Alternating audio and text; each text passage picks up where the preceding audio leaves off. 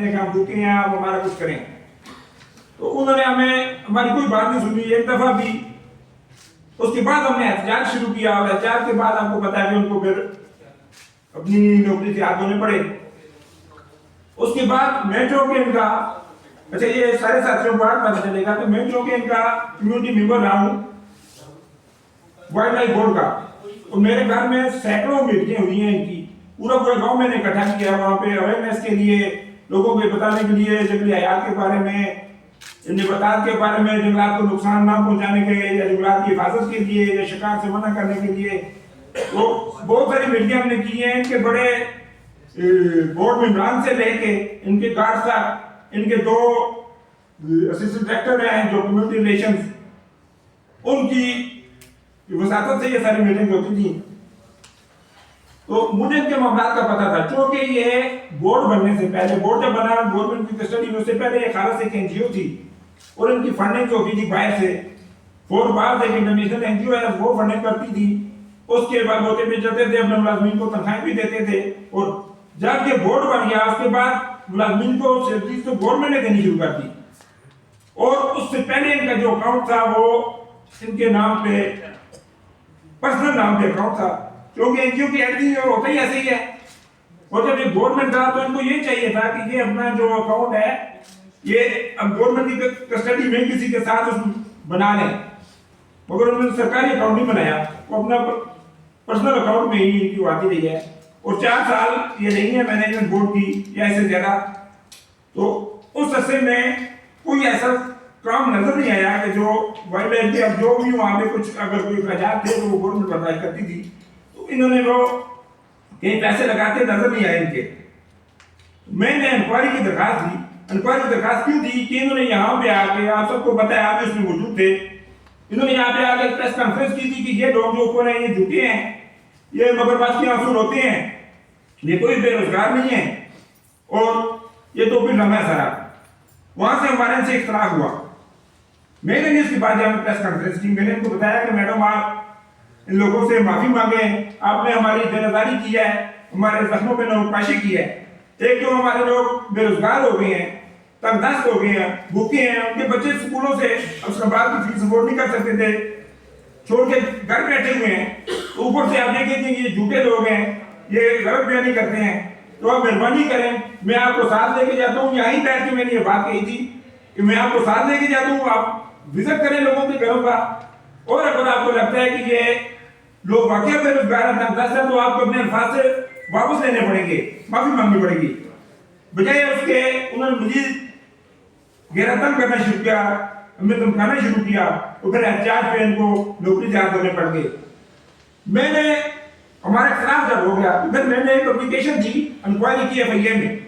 अब मैंने कोई इनके ऊपर केस नहीं किया ना, इंक्वायरी की एप्लीकेशन दी थी कि मुझे ये शक है कि ये पैसे इन्होंने कहाँ खर्च किए, इनसे जरा पूछा जाए।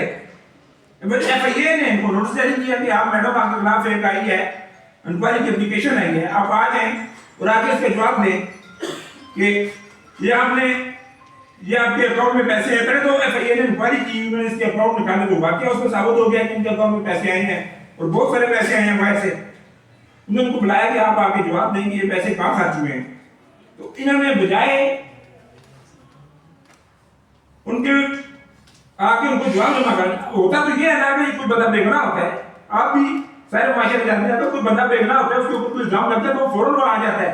मैंने खुद में अभी एक थाना कोसार में नवजात किया किसी केस में, मुझे वहां से थानेदार ने फोन किया, मैंने 5 मिनट के अंदर में वापस गया। मुझे पता था मैं बेगुनाह हूँ। मैंने कहा कि भाई क्या मसला है, मैंने कहा जी आपके पास आया कि, मैंने कहा जी आप इंक्वायरी करें, अगर है जुर्म तो आप लगाएं, मगर मैं अपना बयान करता हूँ कि मैं इसमें नाम मुझे इस वाकई का पता था और मैं यहाँ मौजूद था। तो जब उसने इंक्वायरी की, मैंने पुलिस जबान करवा दी थी ताकि मुझे गिरफ्तार न कर सके। उसके बाद मैंने जब वो इंक्वायरी की, मैं बेगुनाह साबित हुआ, अलहमदुलिल्लाह कोर्ट ने मुझे बरी कर दिया। इनको भी यही चाहिए था, ये वहां पे जाके एफआईए में अपनी बेगुनाही साबित करती, उनका कह देती कि ये मेरे पास पैसे थे, ये मैंने वहां यहाँ खर्च किए। तो इनके ऊपर कोई एफआईआर नहीं होनी थी, कोई कुछ नहीं होना। तो बजाय इन्होंने वहां पे करने के, इन्होंने हाई कोर्ट से स्टे दे दिया। उसके बाद हाई कोर्ट से स्टे मिल दिया जो 6 से 8 महीने चला, उसकी वजह छुपी नहीं। जब हाई कोर्ट ने भी बता दो बाकियों की हार बेचती हुई, ये भी मेरे साथ होती, मैं भी वहां जाता था। उन्होंने जब एंटी करप्शन के ऑफिसर कोर्ट उनसे पूछती कि आपने उनको नोटिस किया, तो वो उनको निकाल के सबूत देते कि ये हमने इनको नोटिस किया जी। उन्होंने कहा कि आपने जवाब क्यों नहीं जमा कराया। जब ये जवाब न दे सकी तो उन्होंने उनकी स्टे खारिज कर दी और जो भी एफआईए के पास सबूत मौजूद थे। अच्छा, ये भी होता है, आपको मुझसे ज्यादा बेहतर बताया कि पुलिस एफआईआर देती है पहले और सबूत इकट्ठे करती है बाद में, जबकि एफआईए इसके अगेंस्ट है। एफआईए पहले सबूत इकट्ठे करता है फिर एफआईआर देता है। तो एफआईए के पास सबूत थे, उन्होंने इसके खिलाफ एफआईआर दे दी।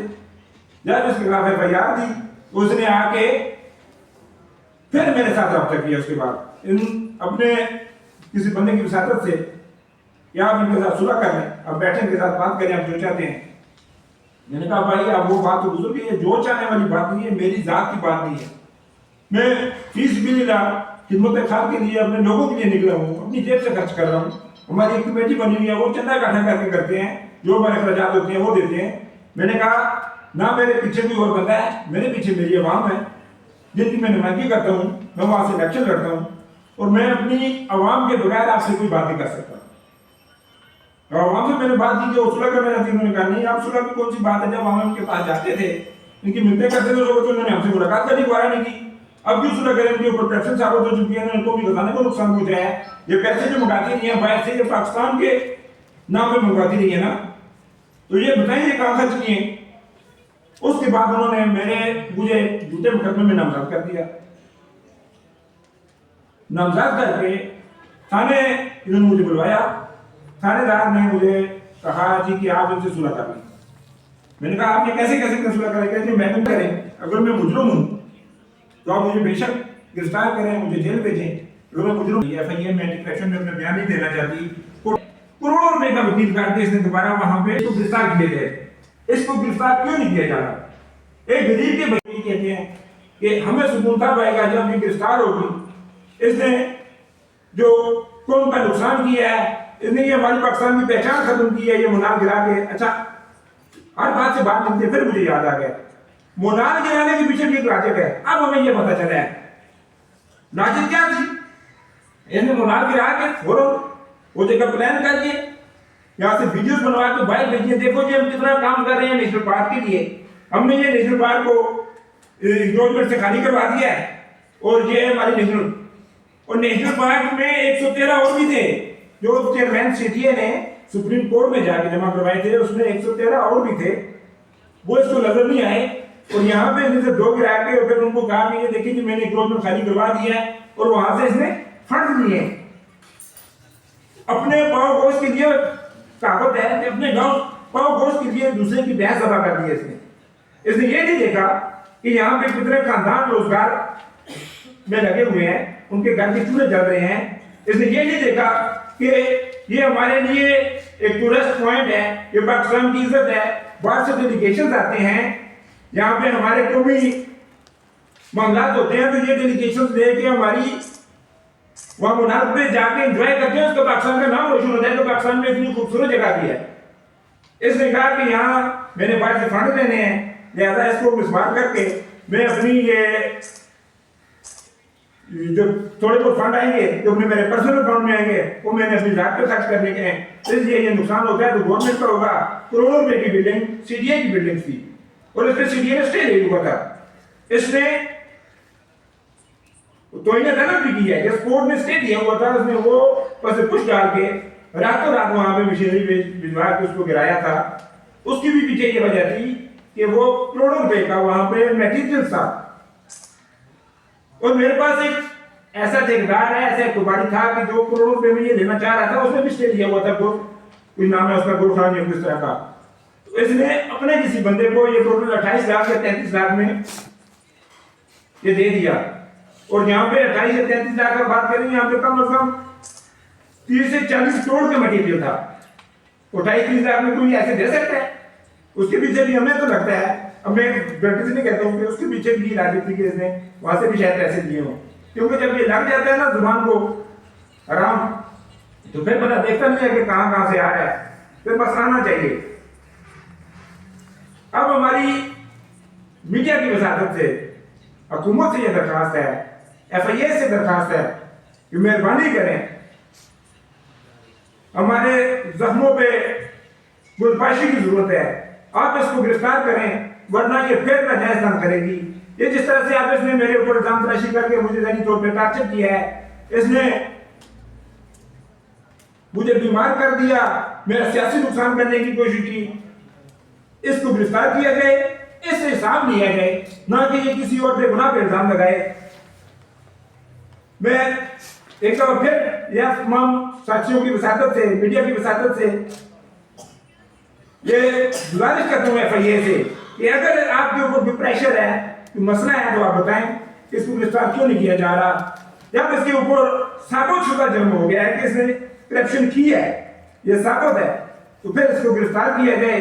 इसने चिड़ियाघर खत्म किया है, यहाँ से पूरे रीच बेचे हैं, यहाँ पे हाथी मार के ये भी इसने बाहर भेजा कि हमारा नुकसान हो गया, फिर फंडिंग ली है, उस फाइल फंडिंग का हिसाब दे।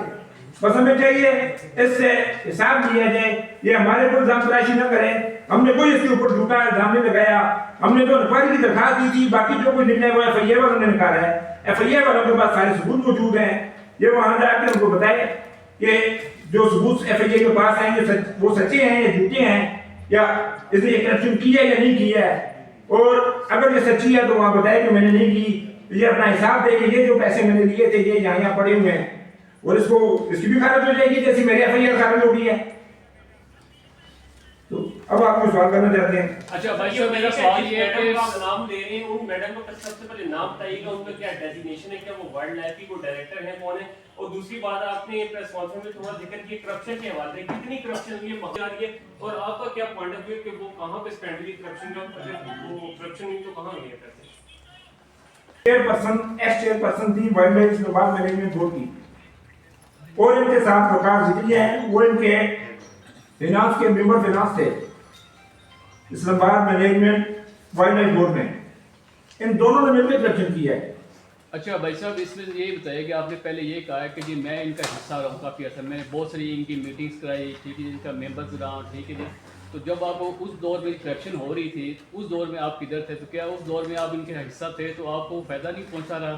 सर मैं इनका कोई इम्प्लॉय नहीं था, एक कम्युनिटी मेंबर से आपको पता है कि यानी गांव की तरफ से एक नुमाइंदगी कर रहा था कि इनकी जो भी एक गवर्नमेंट का इदारा बन गया था, तो ये जहां भी अवेयरनेस के लिए यानी फलाह के लिए फलाही कामों में एज अ वॉलंटियर मैं इनका कम्युनिटी मेंबर था, मैं इनको बुला के वहां पे इनकी मीटिंग करवाता था, लोगों को ये अवेयरनेस देने के लिए कि आप शिकार ना करें, आप ये जगह को नुकसान ना पहुंचाएं।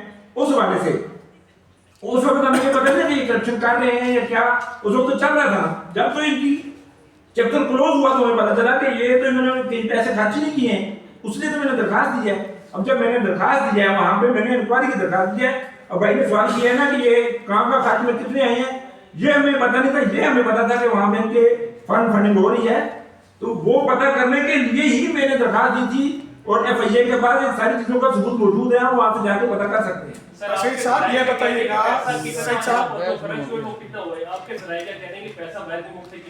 भाई मुझे बाहर के मुल्क से पैसा आने का मतलब पैसा आ रहा था ये नहीं पता, क्योंकि मैं इनका एम्प्लॉय नहीं था कि कितना पैसा आया, और ना ये मुझे पता है कि ये कहाँ खर्च हुआ है। इसी के लिए मैंने इंक्वायरी की दरखास्त दी थी FIA को कि FIA ये इंक्वायरी करेगी जो बाहर से पैसा आया वो कहाँ खर्च हुआ है। अच्छा भाई साहब, इसका एक और भी होता है कि 12D की एक एप्लीकेशन होती है कि जब FIR ना हो रही हो तो आप वो दे सकते हैं अदालत में, तो कोई ऐसा कोई प्लान है आपका वो अदालत में मजीद जाने के लिए? नहीं, जिसके बाद FIR तो ऑलरेडी हो चुकी है ना। नहीं, FIR गिरफ्तारी ना हो रही हो उस वाले से होता है जी। हम पहले जो हुकूमत से मुताबिक कर रहे हैं और FIA से जिसको गिरफ्तार किया जाए, अगर ना हुआ तो फिर सोचा जा सकता है।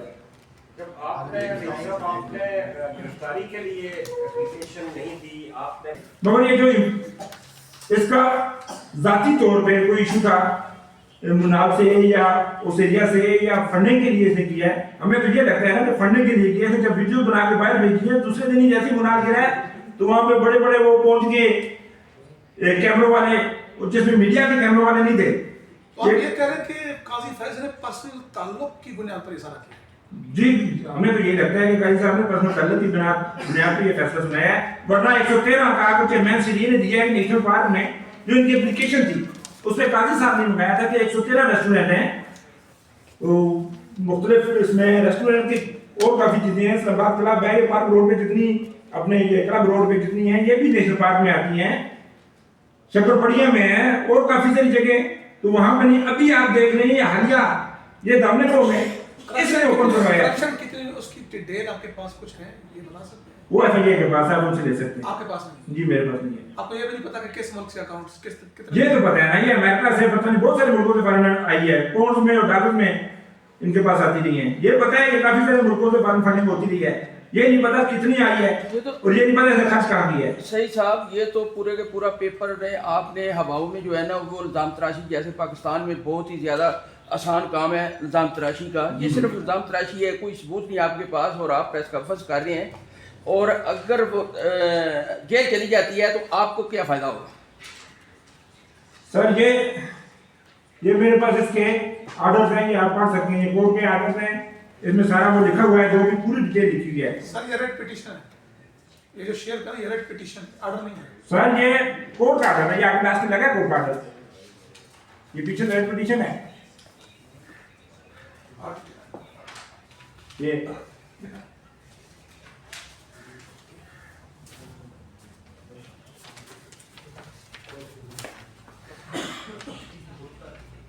तो सही सब अगर अभी भी आपकी हुकूमत मुतालबा नहीं, कितने वक्त का देते हैं, महीने का टाइम देते हैं, 15 दिन तक की गिरफ्तारी ना हुई तो आप फिर इसके बाद क्या करेंगे, क्या लाए अमल होगा? सर मैं यहाँ पे जो निकला हूँ या यहाँ पे आया हूँ, ये अपनी आवाम के मुताबिक भी आया हूँ।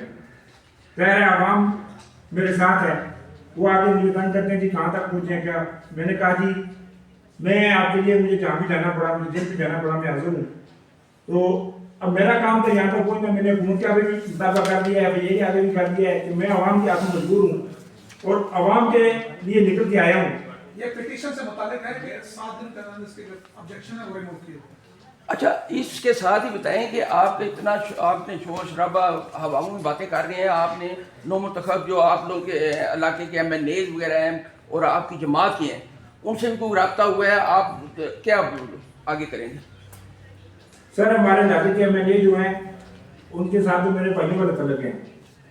मैं उनकी पार्टी का वर्कर हूँ, तो मैंने आज ये निकला हूँ उनके लिए। मैंने आज तक उनसे कभी मदद नहीं तलब की थी, क्योंकि मैं मेरिट पे चाहता था। जब हुकूमत या कोई भी ना, तो ये इल्ज़ाम लगता है कि इसने मदद लेके ये काम किया है, और चूँकि ये हमें पता था 100% कि ये चीज़ें FIA के पास।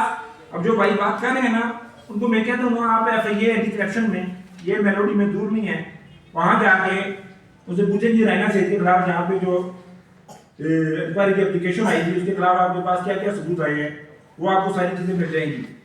FIA से मैं तो नहीं ले सकता ना, मैंने लिए हैं, मगर उनके पास मौजूद हैं। भाई साहब, आप इसको अखलाकी तौर पे दुरुस्त समझते हैं कि आप सुप्रीम कोर्ट के चीफ जस्टिस के फैसले के ऊपर आप ये कहते हैं कि उन्होंने उनकी अपनी एरिया के तलाक़ात की बना पर फैसला दिया, उन्होंने मेरिट नहीं दिया, इतना बड़ा आप इल्जाम लगा रहे हैं? आप सर ये पीछे लगा रहे हैं, सर ये पीछे डोनर एजेंसीज है, अमेरिका की हैं, यूरोप की हैं, आप उनके ऊपर इल्जाम लगा रहे हैं, किसी चीज का भी कोई प्रूफ? सर मैं उनके ऊपर अखलाकी तौर पर दुरुस्त है जो बातें आप कर रहे हैं, इस तरह करना ठीक है? सर मेरी बात समझे, मैं वायर के जो वहाँ से फंडिंग आई है ना, वो तो पाकिस्तान के लिए, उन्होंने हमारे ऊपर एहसान किया है, मैं उनके ऊपर दिमाग नहीं लगा रहा हूँ। उन्होंने तो पाकिस्तान के ऊपर एहसान किया, वो तो उन्होंने जो वहां से भेजे हैं वो पाकिस्तान के लिए भेजे थे। उन्होंने ऐसे नहीं भेजे थे कि उसको तो जो अब एक इदारे के चेयरपर्सन ऐसे जो अकाउंट नंबर दिया उसमें भेजे हैं। आगे चेयरपर्सन साहिबान है, वो पाकिस्तान के किसी जगह पे नहीं लगाए हैं, बल्कि वो अपने पर्सनल इस्तेमाल में कर गई हैं। अगर इन्होंने कहीं लगाए हैं, हम ये कहते हैं कि अगर उन्होंने कहीं लगाए हैं तो ये छुपती क्यों है, ये करोड़ों की वकील क्यों करती हैं? ये वहां के आगे जवाब क्यों नहीं देती थी कि भाई ये मेरे पास सबूत है, ये मैंने खर्च किए हैं, तो ये खर्च कर दें। अब जो दूसरा आप कह रहे हैं ना, तो वो माजरत के साथ मैं कभी अदलिया पे इल्जाम नहीं लगाता, मैं इल्जाम लगाने वाले से हूँ। और यहाँ पे सरसों बाग की अदलिया, बेटी की अदलिया, बेगमात की अदलिया, ये सारी दुनिया जानती है, यहाँ पे चली है। और बेटी की अदलिया ने पाकिस्तान का बेड़ा गर्क कर दिया है। जो साकुब नसार साहब का, वो भी चीफ जस्टिस ही थे, और उन्होंने क्या किया, ये किसी से ढका छुपा नहीं है। आज पाकिस्तान अल्हम्दुलिल्लाह फिर पांव पे खड़ा हो गया, वरना उन्होंने वो काम कर दिया था कि पाकिस्तान बिल्कुल जमीन बोस हो गया था। उसके बाद ससु मां की अदलिया, आपको पता है वहां पे साथ साहब पर फोन करके बताती थी। तो ये अब मैं ये बात नहीं करना चाहता। अब अल्हम्दुलिल्लाह ये लगता है कि पाकिस्तान में कानून की हुक्मरानी है, पाकिस्तान में वज़ीर का वकार भी बहाल हुआ है, पाकिस्तान में इदारों का वकार भी बहाल हुआ है। फायज साहब की कौन सी अदलिया थी? सासू माँ की थी, बेटी की थी, किसकी थी? वो तो बेगम की थी और सिर्फ एक केस में उनकी बेगम की आई है जहाँ पे, बाकी तो हमें कोई लगा नहीं इस तरह का, मगर वो बेगम की रिलेशन से हमें ये लगता है कि उन्होंने जो किया इसका, क्योंकि ये हमें कंफर्म पता है कि ये उनके घर जाती थी और ये भी मुझे पता है कि सीटीए में भी एक दफा फारिसा साहब को लेके चली गई थी। उनके साथ कैसे रिलेशन थे? बेगम की सहेली थी, वो जरा क्लियर कर दें। उनकी बेगम की सहेली थी, बेगम की। चलें, थैंक यू।